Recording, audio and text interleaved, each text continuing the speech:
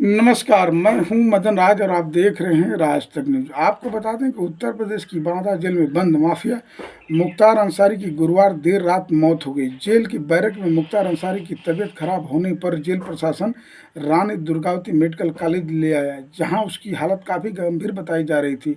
सूचना मिली कि मुख्तार को आईसीयू से सीसीयू में भर्ती कराना पड़ा, जहां मुख्तार अंसारी के इलाज के लिए 9 डॉक्टरों की टीम लगाई गई थी। हालांकि मुख्तार अंसारी की जान नहीं बचा सकी। आपको बता दें कि अफजाल अंसारी मुख्तार अंसारी के बड़े भाई, उन्होंने काफ़ी गंभीर आरोप लगाते हुए सब कुछ क्या कहा, आप खुद सुनिए। सर जी, कल आपके भाई साहब की तबीयत खराब थी और आप गए थे मिल कर आए, अभी क्या स्थिति है? नहीं, तबीयत तो उनकी बेहतर हो गई थी। हम लोग उनसे कल मिले थे लगभग 1:30 बजे, 1 बजे 1:30 बजे के बीच में। तो उस समय वो बांदा मेडिकल कॉलेज में एडमिट थे, आईसीयू में उनको रखा गया था। हम जब मिलने गए तो वो होश में भी थे, बात भी कर रहे थे। और हाँ, दो देखने को मिली। एक तो ये कि चेहरे पे सूजन थी, ओठ मोटे मोटे फूल गए हैं, और वीकनेस उनको थी, काफी फूला हुआ था पेट और शरीर का बाकी अंग भी। लेकिन होश में आ चुके थे। जैसा कि रात को उन लोगों ने सूचना दिया था, रात मीन्स भोर में, कि उनकी हालत बहुत खराब हो गई थी रात में, तब उनको आनन फानन में एडमिट कराया गया था।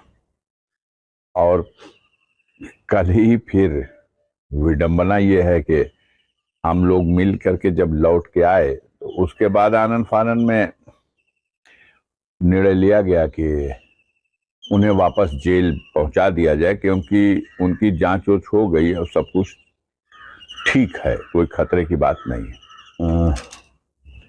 बताते हैं कि 19 तारीख को जेल में, जब वो दिन में रोजा रहते हैं, शाम को अफ्तार करने के बाद फिर ऐशा की नमाज पढ़ के वो खाना खाते थे। तो जो खाना आ गया था, रख दिया गया था, उसी खाने को जब वो रात में खाए तो उसके 10 से 15 मिनट के बाद उनको घुमटा लगा होने और गैस बनने लगी, कुछ मचलाने लगा, मतली जैसा महसूस हुआ। उसके बाद उन्होंने उल्टी कर दी, और उनका कथन था कि काफी उल्टी हुई। जो अफ्तार में भी कुछ खाया था, पानी भी जो था, सब कुछ निकल गया। और उसके बाद बहुत वीकनेस महसूस हुई, कमजोरी महसूस हुई, और फिर वो सहरी में भी कुछ खाए नहीं, डर गए। उन्हें एहसास ये होने लगा कि ये जो खाना हमने खाया था, इस खाने में कुछ न कुछ मिलाया गया था, जो विष के रूप में मेरे शरीर में प्रवेश कर गया है। उल्टी हो जाने से उसका असर कम तो हुआ, कमजोरी बढ़ी, और चक्कर आना, घबराहट होना, पसीना होना, गैस बहुत बनना, ये सारे वो लक्षण उन्होंने बताए। उसकी खबर जब डॉक्टर को हुई तो जेल के डॉक्टर वगैरह ने इलाज शुरू किया, इंजेक्शन दिए, दवाएं दी, और 2 दिन 3 दिन ये चलता रहा। इस बीच में वो कमजोरी की वजह से इस लायक भी नहीं रहे कि 20-25 कदम पर जो वीडियो कॉन्फ्रेंसिंग रूम है, वो तारीख पर उस वीडियो कॉन्फ्रेंसिंग रूम में ले नहीं जाए जा सके। तो कोर्ट में चूंकि वकील एक दिन पहले मिलने गया था, तो उससे उन्होंने ये दास्तान बता दी थी कि मुझे इस तरह की कोशिश की गई है। उसमें आपसे भी बात हुई? नहीं, हमसे तो उन्होंने टेलीफोन से 5-6 दिन हो गया बात नहीं की। उससे पहले एक बार 40 दिन पहले, लगभग 42 दिन हो 45 दिन हो गया हो, लेकिन लगभग 1.25 महीना 1.5 महीना पहले उन्होंने टेलीफोन पे बताया था, और बिल्कुल क्लियर कट बताया था कि उनके खाने में विष मिला करके, इस तरह का विष मिला रहे हैं कि वो हमारे शरीर को उस जहर से काफी तकलीफ हो रही है और दर्द हो रहा है और कमजोरी हो रही है। और जब इसकी कंप्लेन उन्होंने कहा कि हमने किया है, हमको रोज इंजेक्शन लगता है, 28 इंजेक्शन लगने के बाद वो उस बार जो विष का असर था वो कम हुआ। वो फोन पे जितनी बार भी बात किए हैं मेरे पास है उसका रिकॉर्ड। डॉक्टरों से बात हुई तो वो लोग क्या बता रहे हैं? देखिए डॉक्टर, यही अफसोस की बात है कि मेडिकल कॉलेज में हो सकता है कि डॉक्टर हो, लेकिन इनके इलाज के लिए जो लगाए गए थे उसमें जो हेड थे वो एक सर्जन थे। वो हार्निया का ऑपरेशन करने वाले एक सर्जन थे। उन्होंने साफ कहा कि इनके मामले में कोई सर्जरी का केस नहीं है, इनके शरीर में कोई टूट फूट या सर्जरी नहीं हुई है। और मैं तीनों की टीम का इंचार्ज हूं। मेरे साथ जो 2 लोग हैं वो फार्मासिस्ट लाइन के लोग थे। तो अब इलाज क्या होगा? मेडिकल कॉलेज खूब बड़ा सा नाम हो, उसमें भी आईसीयू का डिपार्टमेंट, बहुत गंभीरता की बात है। लेकिन आप सोचिए कि जिस रोगी को 3 बजे भोर में भेजा गया इलाज शुरू करने के लिए, वो कहते हैं कि बस 3 बजे से 3 बजे के अंदर सारी जांच कर ली गई, वो ठीक है और फिर से इनको जेल में डाला जा रहा। वजह यह है कि मीडिया ने इस खबर प्रमुखता से दिखाया कि पूरे देश में ये एक मेन न्यूज हो गई। सरकार के कानून व्यवस्था की जो धज्जी उड़ रही थी उसकी वजह से ये लोग घबराए और कहे कि इनका इलाज जेल में ही कराया जाएगा। इनको लाया गया था सिर्फ इसलिए कि इनका चेकअप हो जाए। आप पूछ सकते हैं, कभी पलट के पूछने की तो आपको इजाजत नहीं है, लेकिन कभी हम पूछते हैं, जनता पूछ रही है क्या लीवर का टेस्ट हुआ? तो जवाब ही नहीं आएगा। अगर पॉइजन की बात है तो सबसे पहले लीवर टेस्ट होना चाहिए। क्या किया? अल्ट्रासाउंड कर लिया। क्या किया? एक्सरे करा लिया। आप एक्सरे करा लिए, हड्डी तो टूटी नहीं है। यह और बात है कि वो गिर गए थे बाथरूम में और उस समय मूर्छित हो गए थे। तो कई दिन से ये चल रहा था, कोर्ट ने भी इसका संज्ञान ले लिया था। उनके वकील ने कोर्ट में पहले ही लिख के दे दिया था कि उनको पॉइजन दिया गया है, और ऐसी स्थिति में उनका रात में गिर जाना, बेहोश हो जाना और उनका बीपी वगैरह काफी डाउन हो जाना, ऑक्सीजन का प्रॉब्लम पैदा हो गया। तब उनको उस हालत में भेजा तो गया, कम से कम इतना है कि मेडिकल कॉलेज भेजा गया। अब हो सकता है उन लोगों ने आकलन करने में वो समझ रहे हैं कि अब ये अपने बिल्कुल खराब पोजीशन में पहुंच गए। लेकिन बाधा जो स्वास्थ्य विभाग है, मेडिकल कॉलेज, वो ये कह रहा है कि कोई गंभीर बीमारी वो जो कुछ कह रहा सही कह रहा। बांदा पूरा मेडिकल डिपार्टमेंट प्रशासनिक मशीनरी के कब्जे में है। एक सेकंड डॉक्टर की हिम्मत नहीं है कि वो हमसे बात कर ले।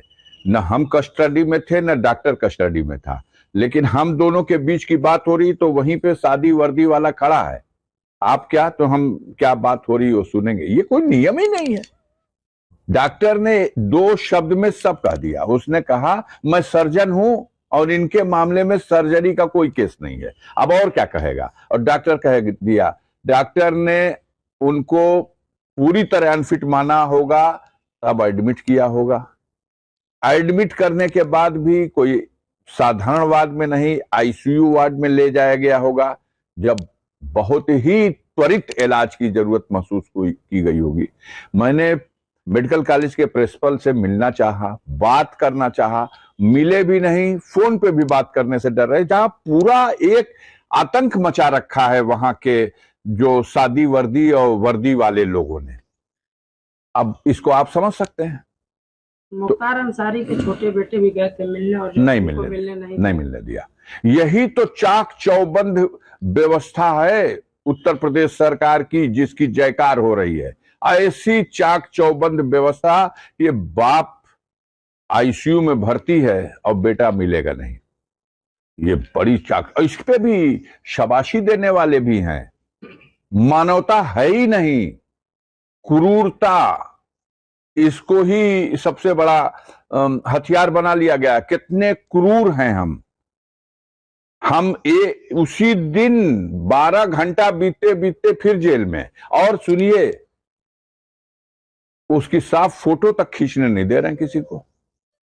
मान ली प्राइवेट आदमी ना खींच सके कैमरा। आप जाइए, पत्रकार, कोई भी पत्रकार जाए, क्योंकि उसकी अगर साफ फोटो खींच के दिखा दी जाएगी तो देश में करोड़ों लोग उसको चाहने, जानने और उसके लिए दुआ करने वाले हैं। और जो कुछ भी हुआ उनके बचने का इस बार वजह वो लोगों की दुआ है। प्रभु ने उस पर उसके साथ कल्याण किया उसका, अन्यथा साजिश ये थी कि उन्हें समाप्त किया जाए। ब्रजेश सिंह को बचाना है तो मुख्तार को मरवाना पड़ेगा गवाही से पहले, बस। विपक्ष ये कह रहा है कि चुनाव का फायदा लेने के लिए विपक्ष लड़ कहां रहा चुनाव? किसको आप कहिएगा विपक्ष? कोई है हमारे गाजीपुर में लड़ने वाला? पहले वो अपने घर में जो उथल पुथल मची हुई है और किसके ऊपर दाव लगाया जाए, अभी कंफ्यूजन है। तो ये कहना कि नहीं चुनावी का लाभ लेने के लिए, चुनावी लाभ आप लीजिए। चाक चौबंद व्यवस्था, उसी दिन वापस जेल में डाल दिया, एकदम जोगी जी का प्रशासन एकदम रगड़ दिया। आपको वोट मिलेगा? हिंदुस्तान की जनता, उत्तर प्रदेश की जनता ये बहुत ही संवेदनशील है। देखिए, हम कहना चाहते हैं कि देश की जनता अभी गुलाम नहीं हो पाई है। प्रयास इनका हुआ है कि इनको डरा दें, आगे मौका मिले तो इनको भी ऐसी मानसिकता बना दे कि हम हुकूमत के इशारे पर नाचें और उसके गुलाम हो जाए। जनता नहीं गुलाम हुई है, गुलाम बना चुके हैं जितनी भी मशीनरी है। वो आंख के इशारे के ऊपर हर तरह का कुछ भी जायज नाजायज है ही नहीं, जो चाह दिया जाए वो कर दिया जाए। और कहीं से उसमें अगर कोई मुठभेड़ ले रहा है तो जो गोदी मीडिया कही जाने वाले लोग हैं, अगर उनको अलग कर दीजिए तो ये सोशल मीडिया और कुछ मीडिया के लोग भी अभी मुठभेड़ ले रहे हैं, क्योंकि इनकी भी कॉलर में हाथ लगाया जाता है। कल बड़ा प्रबंध किया गया था कि मीडिया से मेरी मुलाकात न हो, ले जाया गया दूसरे गेट से, निकाला गया दूसरे गेट से। लेकिन ये भी मीडिया वाले, पता नहीं इनको कमांडो की ट्रेनिंग कहां से है, कूदते फांदते दौड़ते उलटते गिरते, हाय हाय हाय हाय, सारी व्यवस्था ध्वस्त करके, और एक दो नहीं सैकड़ों की संख्या में देश की कोई मीडिया बची नहीं थी जो वहां न आ गई हो। वो तो सभी लोग देख ही रहे थे, सब समझ रहे थे। लेकिन जिनके आका ऊपर बैठे हैं उनका मर्जी नहीं है तो कैसे खबर चलेगी?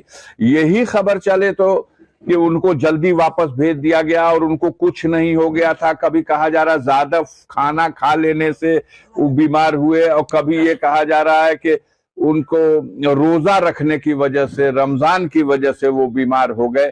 बहरहाल कम से कम वो बीमार, उस बीमार को आपने बीमार माना और अस्पताल भेजा और फिर उसको स्वस्थ मान लिया और फिर वहां पहुंचा दिया। कस्टडी में है, आपको कानूनी अधिकार है। अब माननीय न्यायालय इसका क्या संज्ञान लेता है ये देखने की बात है।